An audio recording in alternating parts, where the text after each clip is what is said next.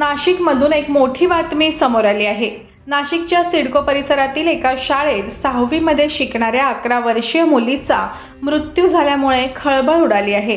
आज सकाळी शाळेत गेल्यानंतर ती चक्कर येऊन खाली पडली, ज्यामध्ये तिचा मृत्यू झाल्याची माहिती शिक्षकांनी दिली आहे।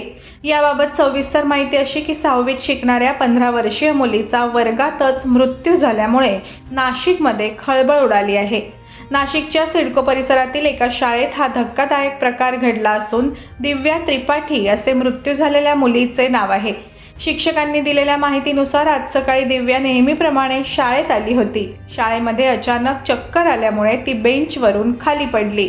यामध्येच तिचा दुर्दैवी मृत्यू झाला। या धक्कादायक घटनेने परिसरात एकच खळबळ उडाली असून मुलीचा मृत्यू नेमका कशामुळे झाला याबाबतचे कारण अद्याप समोर आलेले नाही।